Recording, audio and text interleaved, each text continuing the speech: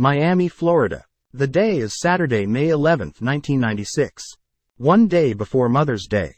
Many were headed home or to Mother's Day reunions with family. 105 passengers start to board ValuJet Flight 592 for a routine flight to Atlanta, Georgia. Flight duration hour-and-a-half long trip from Miami International Airport to Atlanta. In the flight deck were two experienced pilots. Captain Candy Quebec, 35, who had just celebrated her birthday a day earlier, and First Officer Richard Hazen, 52.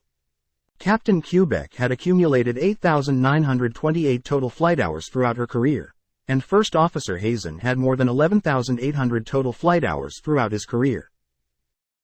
There was already a delay of 1 hour and 4 minutes due to mechanical problems on the plane. The plane was 27 years old and was known to be outdated, and it wasn't unusual to have issues.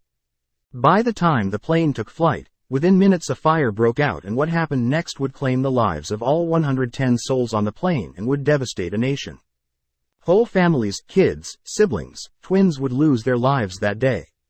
As a result of intentional human error and saber tech cutting corners with the classification and improper handling of hazardous material. 1 hour to disaster. A SaberTech driver pulls up at gate G2 at Miami International Airport with ValuJet cargo for flight 592. Inside the boxes are 144 out-of-date oxygen generators loosely packed. A ramp agent places them around a large airplane tire. The pilots are unaware that they have a dangerous load on board. 30 minutes to go. As the plane taxis to the runway, the loose packing and unsecured cargo jolt one of the generators into action. It begins to heat up. 11 minutes to disaster. The plane taxis to its takeoff position. In the hold, the surface of the metal generator gets hotter and hotter. Soon the heat ignites the cardboard box and bubble wrap, and the blaze begins. 10 minutes to disaster. Flight 592 takes off from Miami International. Even though the hold is airtight, the fire is now blazing, sustained by the oxygen produced by the generators. 3.5 minutes to go. What is that? The sound heard by the crew is one of the tires in the hold bursting, just as it did in the lab test. Unknown to the pilots, the fire begins to eat away at the systems on board. We got some kind of electrical problem. The battery charge is kicking in. We're losing everything. The battery charger can't help the stricken jet as the fire is consuming everything in its path, including the control cables that run to the rear of the plane. Captain Quebec begins to lose control of the aircraft. Temperatures in the hold have now reached more than 3,000 degrees Fahrenheit. In the cabin, passengers are becoming desperate as they choke on the toxic fumes.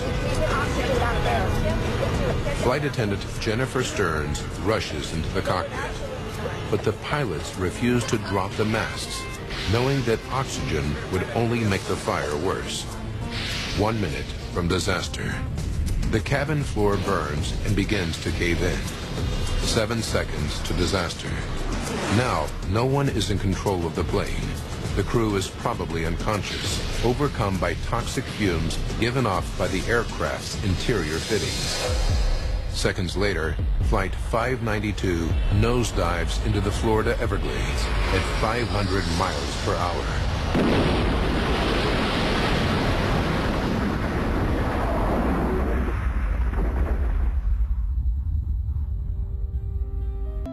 A tragedy South Florida will never forget. There's no signs of any survivors at this time. A passenger plane plunging into the Everglades. From the air, you can't even see the plane. The Everglades has swallowed the ValuJet with 109 people aboard. 25 years later, the ValuJet victims remembered. It's a little surreal. A lot has happened in 25 years. In a somber ceremony. More than 2.5 decades ago, Flight 592 left Miami International Airport and crashed moments later. Now that agonizing anniversary is being remembered at the crash site. 7's Alex Browning was there. Today we come together to remember and to honor.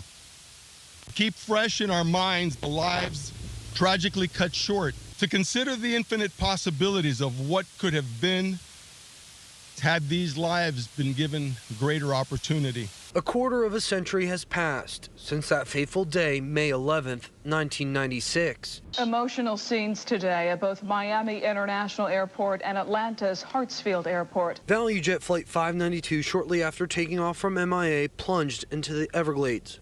None of the 110 passenger and crew would survive. But the truth is, there's very little they can do. From the air, you can't even see the plane. A federal investigation revealed improperly packaged oxygen canisters sparked a fire that would bring down the DC-9 jet a few miles west of the airport. A tragedy that would bring sweeping safety regulations to the airline industry. Memories help you bring their life. And on this anniversary, a memorial, flyover, and service to honor that tragic day in South Florida history. And today, for those first responders and for the victims' families, it feels like their loss happened just yesterday. At the time of the crash, a witness told investigators the plane seemed to disappear after its nosedive. The crater created by the plane's impact, about 20 miles from the main Miami airport, wasn't visible from the nearest highway and was inaccessible except by airboat or helicopter. Alligators, humidity and muck up to 40 feet thick impeded recovery of the wreckage and human remains. Teams spent nearly 2 months removing debris by hand and taking it to dry land aboard airboats. 5 cartons of the generators, which resemble shaving cream cans, were delivered to the ill-fated flight without the required safety caps or any markings indicating the canisters were hazardous. Box. Crash investigators blamed the generators for starting a 2,200-degree fire that spread to the jet's cabin and melted aluminum seat tracks and plastic tray tables.